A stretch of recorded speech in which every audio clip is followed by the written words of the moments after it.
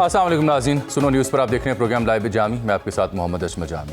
یہاں ملک کی سیاست کو دیکھیں تو آزاد کشمیر میں ایک بار پھر سے حکومت بدلی جا رہی ہے اور پیپلز پارٹی نے چودھری یاسین کے نام پر اتفاق کر لیا ہے۔ مسلسل یہاں تجربات کیے جا رہے ہیں حکومت سازی کے نام پر۔ ادھر خیبر پختونخوا میں نئے سی ایم تو آ گئے، لیکن نئے سی ایم، نئی سرکار اور وفاق کے بیچ انبن ہے۔ آپ دیکھ رہے ہیں پریس کانفرنسز کی جا رہی ہیں، گلے شکوے کیے جا رہے ہیں، اور یہاں دہشت گردی سے کیسے نمٹنا ہے، وفاق اور صوبہ ایک پیج پہ ہے یا نہیں، یہ سب سے بڑا مسئلہ ہمیں دکھائی دے رہا ہے۔ گورنر راج کی خبریں بھی سننے کو ملتی ہیں، آفتاب شیرپاؤ کا نام بھی سننے کو ملتا ہے، لیکن کیوں؟ جبکہ وہاں پہ آلریڈی ایک منتخب عوامی حکومت موجود ہے۔ پیرالل ہم دیکھتے ہیں کہ جو اس خطے کے عوام کو، بالخصوص پاکستان کو، افغانستان کے عوام کو جو امید تھی استنبول میں ہونے والے ڈائیلاگ کے اس سلسلے سے کہ وہاں کوئی پیس پروسیس کے سلسلے میں بریک تھرو ہوگا، وہ نہیں ہو پایا۔ رات گئے آپ نے عطاۃ الرٹ صاحب کا تفصیلی ٹویٹ دیکھا، اس کے بعد اب خواجہ آصف صاحب کی بڑی کھلی واضح وارننگ ہے افغان رجیم کے اوپر۔ یہ استنبول مذاکرات پاکستان اور طالبان رجیم کے بیچ کامیاب کیوں نہ ہوئے؟ کیا وجہ بنی؟ ہرڈل کیا تھی؟ کیوں جو طالبان کی نمائندگی کرنے والے افراد تھے وہ بار بار ٹیلی فون کال لے کر تحریری ضمانت دینے سے انکاری تھے؟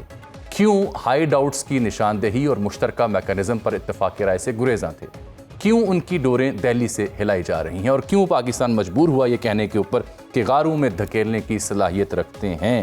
خواجہ آصف نے کہا کہ ہم مذاکرات کرنے کی بھرپور کوشش کی، لیکن طالبان حکومت کے خاتمے اور انہیں دوبارہ غاروں میں دھکیلنے کے لیے ہمیں معمولی قوت چاہیے، یہ صلاحیت ہم رکھتے ہیں۔ اس کے اوپر بھی تنقید ہو رہی ہے۔ تو یہ سارا پروسیس جو ہے یہ ناکامی کا سامنا اسے کیوں ہوا، ان وجوہات کا جائزہ لینے کے لیے ہم نے آج زحمت دی ہے بریگیڈیئر ریٹائرڈ جناب حارث نواز صاحب کو، سینئر نگار ہیں۔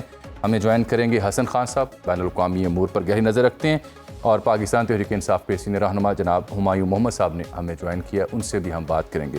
میں بریگیڈیئر صاحب آپ سے بات کرنے سے پہلے ذرا ہمایوں محمد صاحب کو مخاطب کرنا چاہ رہا ہوں، اور میں ناظرین کو بھی بتا دوں کہ پروگرام کے اگلے حصے میں ہمیں سابق وزیر اعظم اے جے کے اور سابق سفیر جناب مسعود خان صاحب بھی جوائن کریں گے، ان سے بھی ہم بات کریں گے۔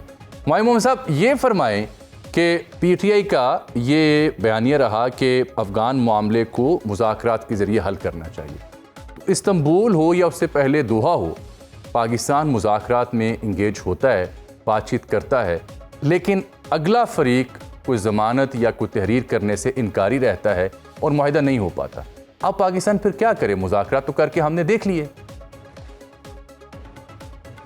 بسم اللہ الرحمن الرحیم، ایاک نعبد و ایاک نستعین۔ دیکھیے اس طرح ہوتا ہے، یہ جو مذاکرات ہوتے ہیں، آپ سمجھ لیں جب آپ بائیلیٹرل دو حکومتوں کے درمیان میں یا کئی بھی دو فریقوں کے درمیان میں ہوتے ہیں، یہ نارملی بڑے سینسٹیو چیزیں ہوتی ہیں۔ اب اس کے لیے آپ نے جو اپنی ٹیم سلیکٹ کرنی ہوتی جو وہاں پہ جا کے بات کر سکے، جیسے بریگیڈیئر صاحب ہیں یا اس قسم کے لوگ جو آرٹیکولیٹ ہوتے ہیں، جن کو الفاظ کا چناؤ کا پتہ ہوتا ہے کیا ہے، وہ چیزیں آپ کے لیے بڑا امپورٹنٹ اور میٹر کرتی ہیں۔ نمبر 2، آپ جن لوگوں کو بھیجتے ہیں ان لوگوں کا جنرلی ایک انٹرنیشنل رسپیکٹ ہونی چاہیے، ان کی ایک ریکگنیشن ہونی چاہیے، جس کے ساتھ مذاکرات کر رہے ہیں ان کے ساتھ ان کی ریکگنیشن ہونی ہے۔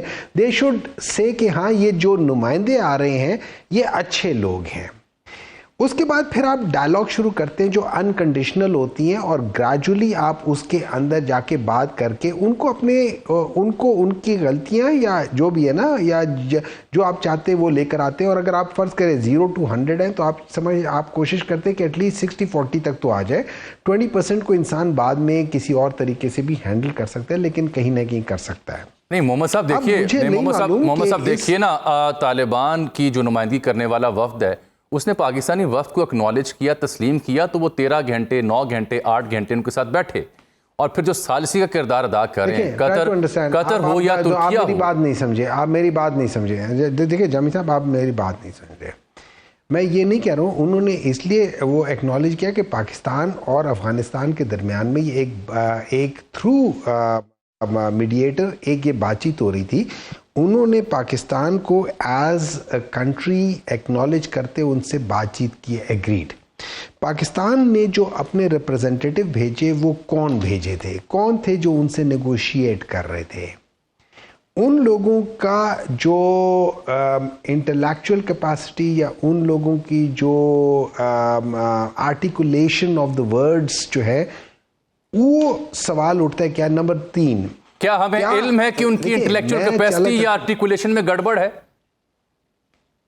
نہیں مجھے نہیں بات ہو، مجھے نہیں معلوم. اور کیا ہمیں یہ علم ہے کہ جو طالبان کو ریپرزینٹ کر رہے ہیں ان کی انٹلیکچوئل آنیسٹی یا آرٹیکولیشن بہتر ہے؟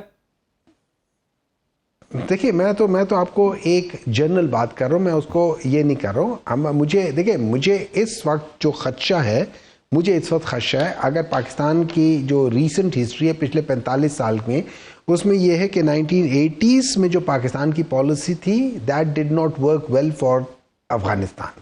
بالکل ٹھیک. ایٹ دی اینڈ یہ یاد رکھے، اینڈنگ میٹر کرتا ہے. پھر 2001 سے لے کے آگے تک تقریباً 2021-22 تک جو پاکستان کی پالیسی تھی that did not played well in the eyes of Afghan regime, اور اس کے اندر بہت ساری تلخیاں ہیں.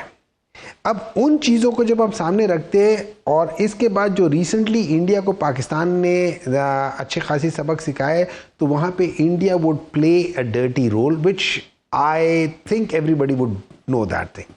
اب اس کے بعد جب آپ ایک ایسے رجیم کے ساتھ جو آپ کے ساتھ پرابلی ان کا دل نہیں ہے، یا آپ کے ساتھ ان کا یہ سمجھ لیں آپ پہ ٹرسٹ بہت کم ہے، اور وہ یہ سمجھتے ہیں کہ وی آر یوزنگ، آپ کو بڑی سلیکٹو لوگوں کے ساتھ جانا چاہیے، اور اس کے بعد آپ ڈسکشن کرنا چاہیے. دیکھیں ڈسکشن کے پوائنٹس میرے اور آپ کے درمیان میں پوائنٹس ہوتے ہیں، ہم ڈسکس کر سکتے ہیں. اگر میں بدتمیز آدمی ہوں گا میں ہی وہی پوائنٹ بات کروں گا، لیکن بدتمیزی کے ساتھ کروں گا. وہ کہتے ہیں the diplomacy is the art of saying the nastiest thing in the nicest way. ہاں لیکن اس کے لیے ضروری ہے نا، میں باقی پینلسٹ سے بات کر لوں نا، میں باقی پینلسٹ سے بھی ذرا ان کی انپٹ. اس کے لیے ضروری ہے کہ اگلا فریق بھی ڈپلومیٹک نارمز کو سمجھتا ہو. وہ فریق ہے جس کو دنیا آدھی اکنالج نہیں کرتی. بریگیڈیئر صاحب، محمد صاحب کی اپنی رائے ہے، بٹ واٹ وینٹ رانگ؟ دیکھیں میں ہماری طرف سے بڑی رسپیکٹ کرتا ہوں، ٹھیک ہے، لیکن ہیئر ڈفر بات یہ کہ ناؤ جب آپ نیگوشیٹ کر رہے ہیں، وہاں جا کے بات کر رہے ہیں، ایک تو ظاہر ہے کہ جو ہم نے ٹیم بھیجی ہوگی بہت سوچ سمجھ کے بھیجی ہوگی، پورا بریف کر کے بھیجی ہوگی، اور سنگل ایجنڈا یہ بھی آپ دیکھیں گے، it was only single agenda کہ آپ اپنی سرزمین کسی ٹیررسٹ آرگنائزیشن کو استعمال کرنے نہ دیں، جو آپ نے دوحہ میں بھی کمٹ کیا. صحیح ہے. کیا اس کے علاوہ ہم نے کوئی اور ڈیمانڈ کی تو مجھے بتا دیں. ٹھیک. نو. سیکنڈ، آپ کے افغان طالبان کے اگر پاکستان کو اور خدشہ ڈیرو لائن کی ہیں، یہ that is separate thing.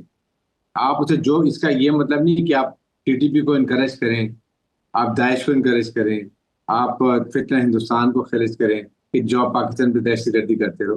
It's not required. Meanwhile Hasan Khan Sahab سے بات کر لوں. حسن صاحب، آپ نے اس پروسیس کو دیکھا ہے.